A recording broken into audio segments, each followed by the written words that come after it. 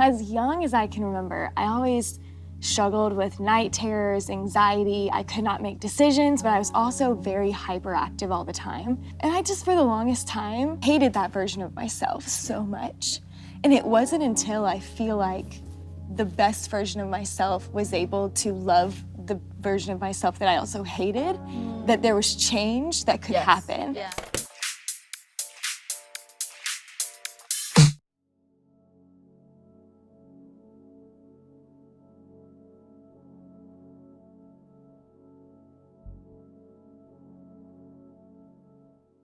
Well, I think we're all here because we are women who have gone through things and have walked through it with Jesus. And so we're here to talk about mental health today. I think we could start with, Gen Z knows a lot about mental health. Yeah, A lot about mental health. I call it TikTok therapy, which there are pros and cons to that. free. But what are your experiences? Does anybody have like mental health experience? Have y'all gone through anxiety, depression? Like, what's your journey been? Yes. Yeah. Yes. Yeah. I mean, just a quick yes. I don't mean, it's hard, I think, now to find somebody who feels like they haven't.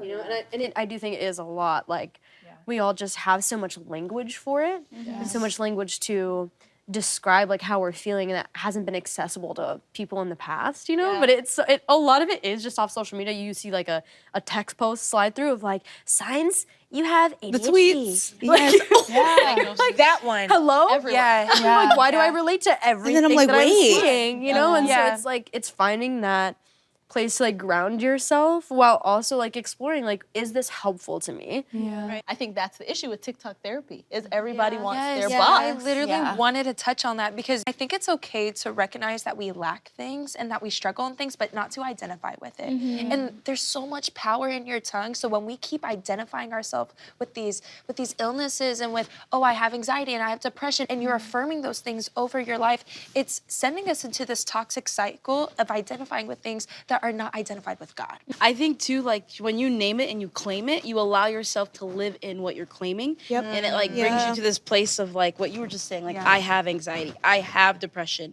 And it's knowing, no, I'm struggling with anxiety. I am struggling with depression, but it's not who I am and it's not who like I'm going to be. I mean, even as a therapist, so I was already licensed and I went through a journey of like, oh, I think I'm anxious. And I pushed that away so hard for so long because I grew up, so I'm Caribbean and Black cultured, we do not accept mental health. You deal with stuff at home, we don't talk about it, you know? DIY. Oh my goodness. So I was like, I denied it to myself. But the reason we have to name it is, so this is the other side of the coin, the reason we have to name it is not name it to claim it, but name it to tame it. Exactly. Yes. And That's so good. I had to say, I do struggle with being anxious. And I have to know, what does that mean?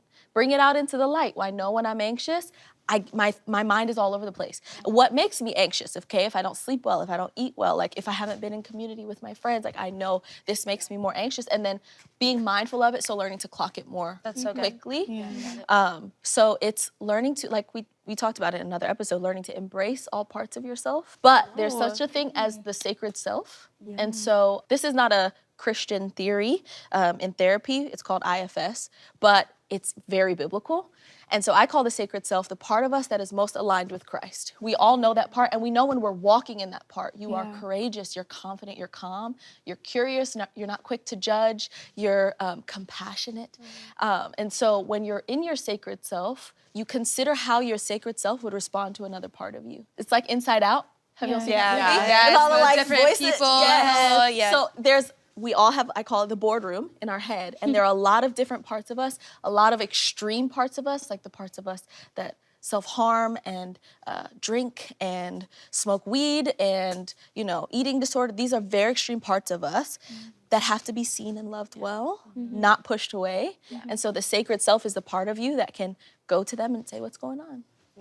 Not push you away, but I'm here to, hey, I can't have you in the driver's seat because you're not good for me, but I see you and I love you. So I'm wondering for you guys, like, have y'all gotten to know those parts of yourself, and how has your sacred self responded? As young as I can remember, I always struggled with night terrors, anxiety. I could not make decisions, but I was also very hyperactive all the time. And I just, for the longest time, hated that version of myself so much. And it wasn't until I feel like the best version of myself was able to love the version of myself that I also hated, that there was change that could happen. Yes. Because at that point, I was able to see myself as like the little girl inside. Yes. And see like, she deserves to be free. Yeah. She deserves healing. She deserves to know what's going on, and she deserves to rewire her brain correctly. Yes, yes. And I think a lot of the time, like, I just discounted it so long, and I tried to make it go away because I wanted to be normal like everyone else. And then you don't realize everyone else is actually struggling with this stuff too. Yeah. But I just love that you put language to it, because I've never heard the language put to it. And I feel like I was my own best friend. I was my own cheerleader in that, with Jesus, of course. But I had to make that hard decision. Jesus was like, hey, I can do it, but you have to hand it to me. Yeah. So I love that you said that you could love younger you. Part of my story is trying to take my own life 3 times before I was 16. And I just remember like being so incredibly broken at 16. I was addicted to pornography. I had been sexually abused. I was self-harming, and I was struggling with an eating disorder. So 16, just so young and small. Baby. And I think there was just this huge part of me that I needed somebody to lock eyes with me and say like, I love you, I see you, I care about you, your pain matters. And I had felt like up until that point, it was like everybody in my life had made my pain about them. My grandma, my nanny, is actually the one who led me to the Lord when I was 16.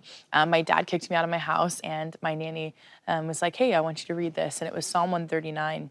And I'll never forget the way it made me feel whenever you're just at that place where I wanted to die. I mean, I wanted to be anywhere but here.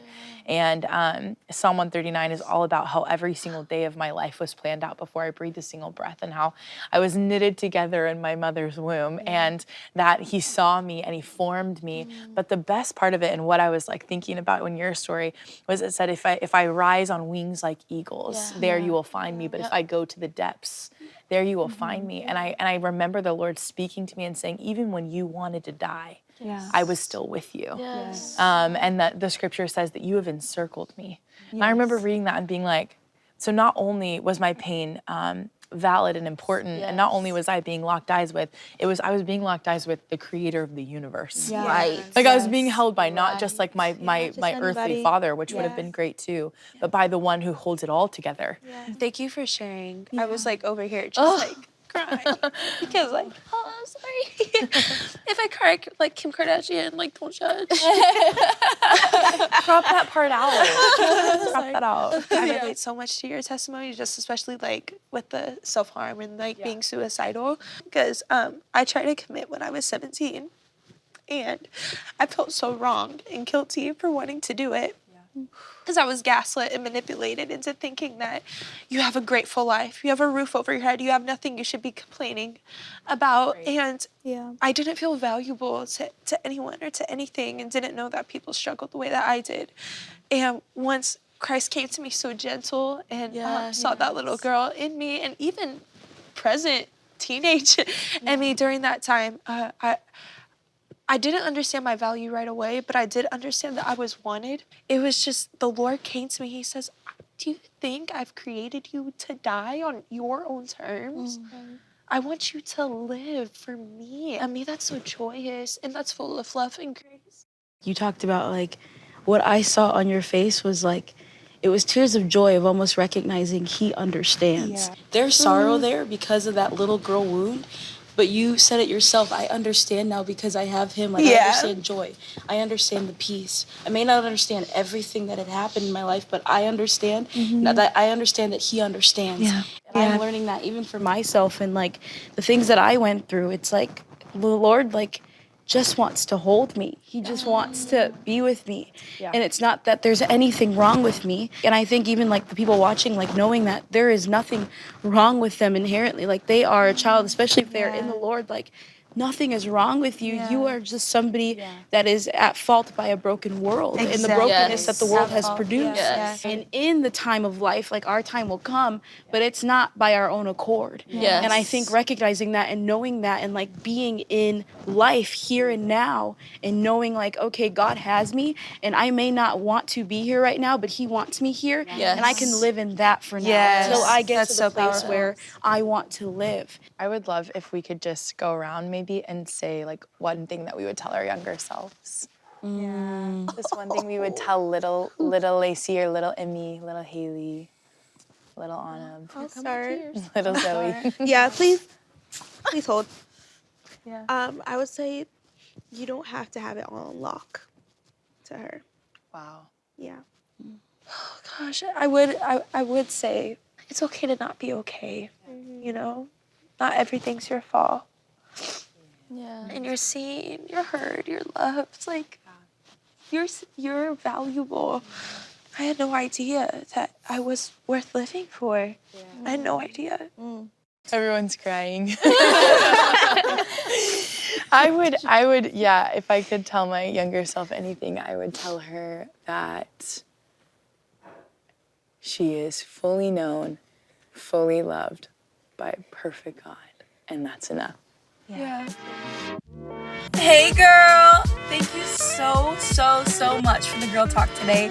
Nothing beats getting to just talk through these hard topics with the girls. And I do not want to miss you in our next chat. And so be sure to hit that subscribe button so you never miss a post. Chat to you soon!